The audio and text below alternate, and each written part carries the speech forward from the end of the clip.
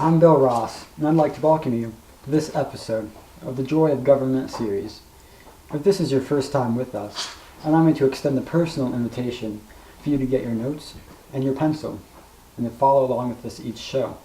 And if you've been with us before, allow me to thank you for inviting us back for another series of shows. We'll use about 20 vocab terms and some simple examples each show.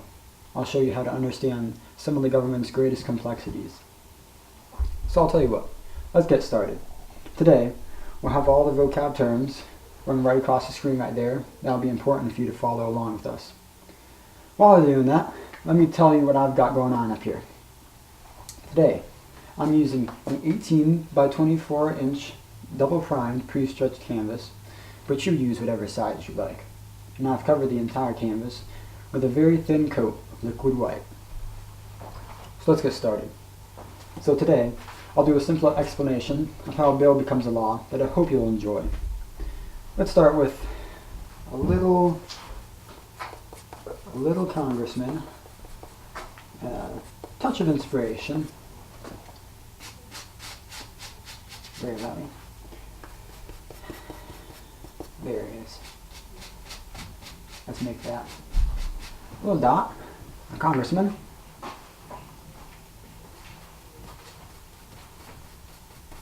Let's make some orange here. And there. There's his inspiration. This congressman, let's name him Clyde. Because he looks like a Clyde to me. Don't you agree? It seems I forgot something. He needs a friend. Because even the busiest government official needs one. So,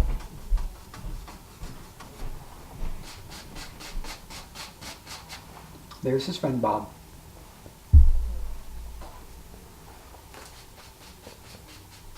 Some of the inspiration that Clyde gave him. Alright? They have an idea for a bill. Alright? This bill.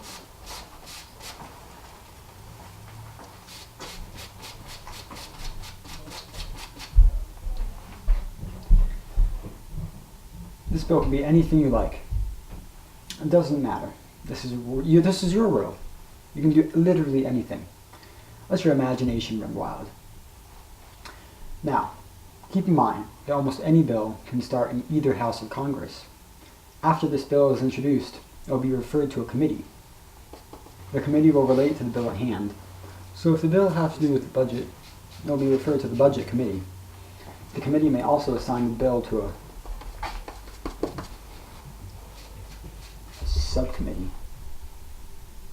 Once this bill is referred to a committee and a subcommittee, there will be a markup of the bill, in which the bill is amended, which means an amendment is added to it, rewritten, and debated on.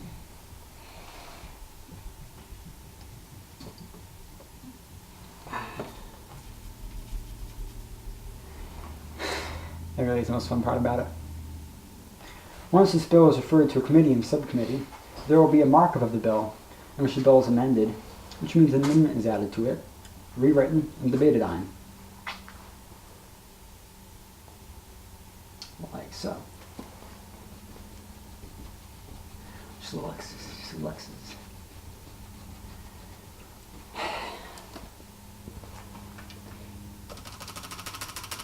It really is the most fun part of it. Beat the devil out of it. Once there's a markup of the bill, the subcommittee will have a roll call on the vote.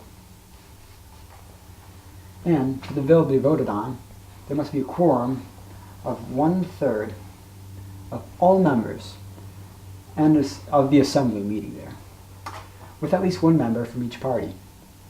Once this little bill is passed in the subcommittee, the entire committee may do a markup of the bill. They may look at it and say, it is perfect the way it is. So they will report favorably on it. It gets passed on the committee. What a lucky bill. Could have died in committee, not becoming anything more than a distant memory. But let's get going. This bill will soon be sent to the full chamber, but right here and now, a little something has to happen. You ready for this? If the bill started out in the House Rules Committee,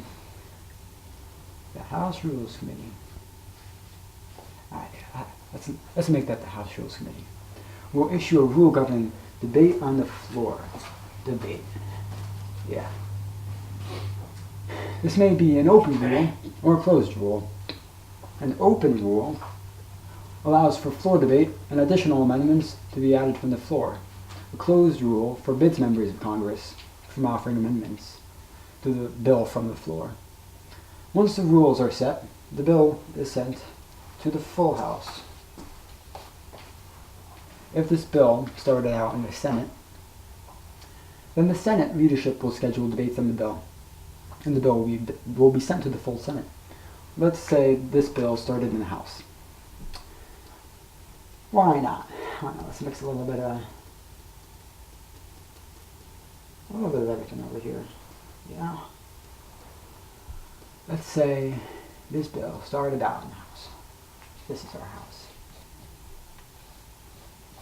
Right there. We're only limited by our imagination. Now this bill has to be debated by the full House. The majority and minority whips will have talked to many congressmen, telling them and pressuring them on how to vote. They need to gather votes on issues. Let me introduce a happy little tactic that can float around the floor. Some friends of Clyde. Let's make a little bit of some friends of Clyde.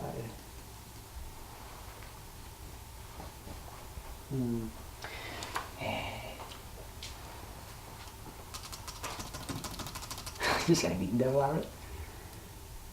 Friends of Clyde. There you go. They don't want to vote for his bill. Clyde goes up to him and says, if you vote for my bill, I'll vote for yours. Now they will vote for his bill. This is called log rolling. Now here on the floor, the bill is debated thoroughly.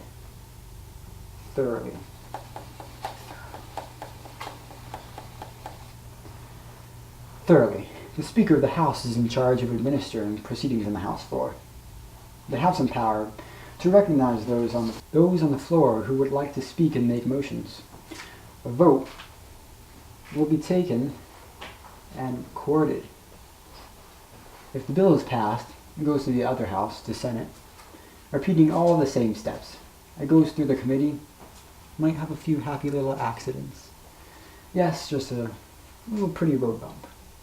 But it's okay. It's always okay. If this bill makes it to the floor, there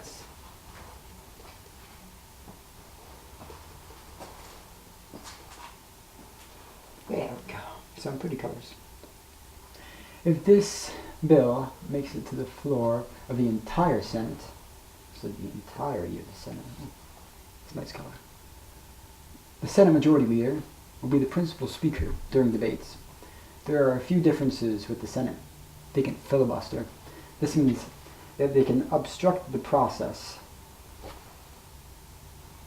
in the Legislative Assembly. Let's say Mr. Phil wants to filibuster. He will do so, saying whatever he desires for as long as he desires. But there is a check to this power. It is called cloture. This is the ability for senators to end debate and take a vote. There needs to be 60 out of 100 senators who vote to end this debate in order to end the debate. Let's say in our little world, Phil does a filibuster. Here he is. He's talking. He's talking a lot. Alright? He does a filibuster, but everybody else is in agreement with the bill and wants it to be passed. So they take a vote and end debate. Thankfully. And they end up approving the bill. Now at this point, the House and the Senate may have passed two similar bills, and they need to iron out differences. Somewhat like this. Yeah, that's what it looks like. This is where the Conference Committee comes into action. The bill is sent to the Conference Committee, which is made up of senior members of the standing committees that will have to do with the originally considered legislation. They will iron out any differences. This new compromise bill It will return to the House and Senate for another vote. Now, this guy, he's a special little guy. I never really showed you what he looks like. Here he is. Here's our little bill. Right? It's a little bit of everything. It's getting a little bit of red. That's nice. This is our bill. He's a special little guy. Very beautiful. Very pretty. Very special. Now, unlike most other bills, he is passed completely. Now all that needs to be done is for the president to sign it. There needs to be a signature. But a few things can happen here. The president might notice a happy little accident in the bill. He could do a presidential veto in which he denies the bill becoming law by not signing it. Another possibility is that of a pocket veto, in which Congress prevents the bill's return by being adjourned and the president doesn't sign the bill. The bill will not become law that way. So, this little bill arrives at the president's desk, and he looks at it very carefully and decides to veto it. Congress decides. Oh, Congress decides, all right. Congress decides to pull a little sneaky. That's what a little sneaky looks like. A little sneaky on him to override the veto. This veto override requires a 2/3 vote of approval in both the House and the Senate. Congress successfully overrides the veto and the bill becomes law. And shoot, with that, I think we might have a finished explanation. It's that easy. Really hope you've enjoyed it. If you have time, send a letter. Let us hear from you. Until then, from all us here, I'd like to wish you a happy learning and good luck, my friend.